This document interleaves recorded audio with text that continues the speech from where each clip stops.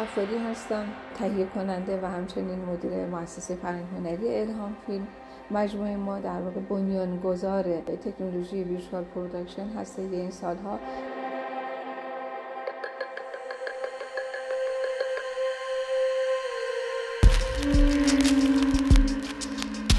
شاید بهتر باشه از اینجا شروع کنم و اینکه از چه زمانی ما به این نتیجه رسیدیم که بخوایم تو مسیر قدم برداریم که در واقع بتونه شرایط و مراحل تولید رو برای ما آسان‌تر بکنه. طبیعتاً خب سالهای زیادی رو طی کردیم از طریق کار تحقیقاتی، پژوهشی تا تونستیم به این نتیجه برسیم که واقعا روش نوین تولید که همون ویژوال پروداکشن هست به شدت میتونه به ما کمک بکنه که در واقع به عنوان یک تهیه کننده بتونیم هزینه ها رو کاهش بدیم و سرعت تولید رو بالا ببریم.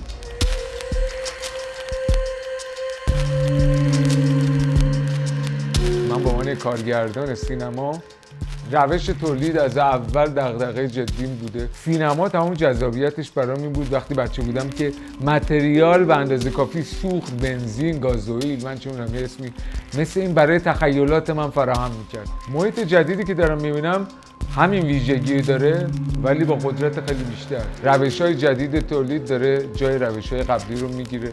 معنی هنری که داریم روش کار می‌کنیم هم حتی داره عوض میشه.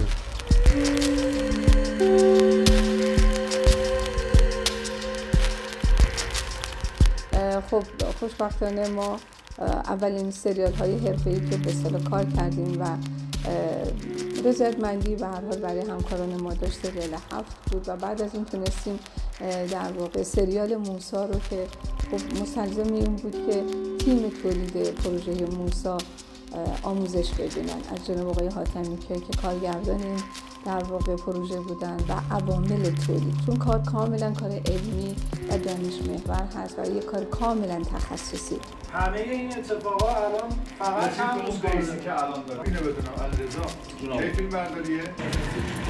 من تازه فهمیدم که نه چرا؟ تصورشون اینه که چیزی که می‌سازی سنگین 5 تا کوچه باید داشته باشی.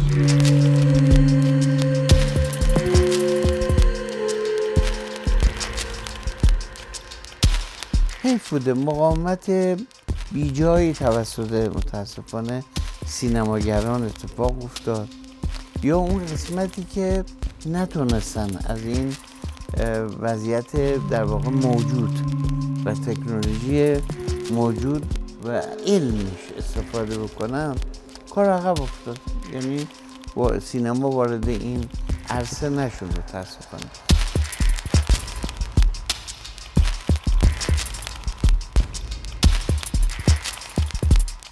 استفاده از ابزارهای نوین توی این مسیر خب کاملا مشروط هستش. این امکان رو به ما میده در یک محیط استودیویی در یک فضای شاید مثلا 500 متری ما بتونیم این امکان تولید رو فراهم بکنیم و همچنین مجموعه عوامل تولیدی که در این مسیر فعالیت میکنن قاعدتاً تعدادشون کمتر خواهد بود. ما دیگه نیاز به دکورهای سنگین نداریم و اینها خودش خیلی کمک میکنه که ما از نظر حمل و نقل، از نظر تولید این امکانات قاعدتاً هزینه کمتری بخوایم انجام بدیم.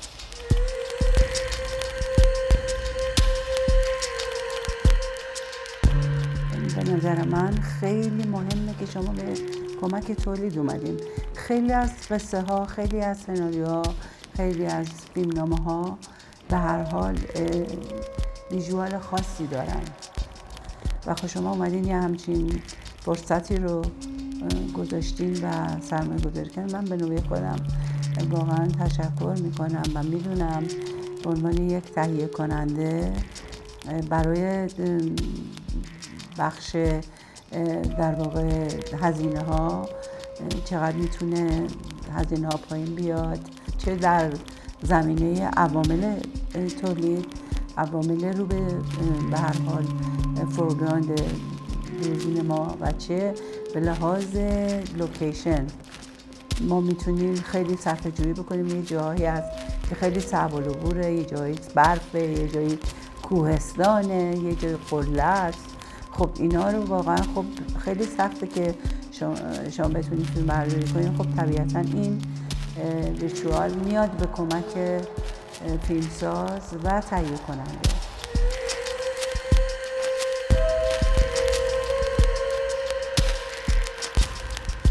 الان جهانی رو میبینی که میتونی اون جهان رو بسازی، عین بازی توش بلولی، حرکت بکنی، گفتگو بکنی و هر چقدر میره جلوتر میتونی تخیل بکنی که تعامل، رفتار پیچیده‌تر میشه توش. نمیشه جلوشو گرفت. بدگویی ازش هم سودی نداره. زمان داره به جلو حرکت میکنه، به حجمش، به تعدادش، به شاخه‌هاش داره اضافه میشه، مگه کم میشه ازش؟ آره، فیلمسازی داره تغییر میکنه. شاید بهتره بگیم به زودی سرکله کلمه جدیدی به جای فیلم پیدا میشه. مطمئن باش.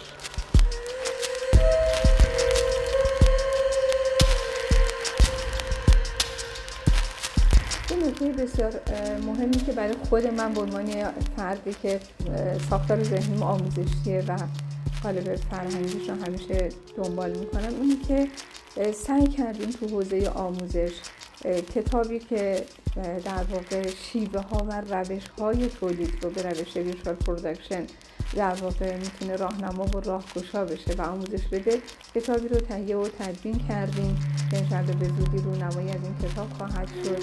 ما حتی تو بعد دانشگاهی هم سعی کردیم 72 رشته و واحد درسی رو تعریف بکنیم که عزیزان جوانهایی که تو مسیر به هر حال آموزش هستن و علاقه‌مند هستن که کاملا آکادمیک و علمی این قضیه رو دنبال بکنن، به زودی شرایطش رو فراهم کردیم که انشاءالله این آموزش ها در واقع شکل بگیره. و نکته بسیار مهمی که در واقع من فکر میکنم باعث میشه که در واقع خیلی سریعتر این اتفاق یادگیری شکل بگیره، واسه کارگاه‌های آموزشی ما هستش که ما از طریق حضور در کارگاه‌های آموزشی جوانهایی که علاقه‌مند هستن و همکارانی که علاقه‌مند هستن، مثلا تو صنعت برنامه‌ریزی تولید در روش ویژوال پروداکشن خب ببینید دیگر هست. خب ما این رو حتی آموزش برای برنامه‌ریزان در نظر گرفتیم. مدیران تولید، تهیه کنندگان، کارگردان ها، هر کدوم از عزیزان، طراحان صحنه که نقش بسیار کلیدی دارن، اینها همشون در واقع به نوعی قطعاً شرایطی که ما فراهم کردیم رو به زودی میتونن دسترسی پیدا بکنن و انشاءالله بتونیم در خدمتشون باشیم و به زودی مستندی هم تهیه خواهد شد در این مسیر که انشاءالله بیشتر با مراحل و روش‌های تولید ویژوال پروداکشن یا تولید مجازی فیلم آشنا بشن. برای همتون آرزوی موفقیت دارم.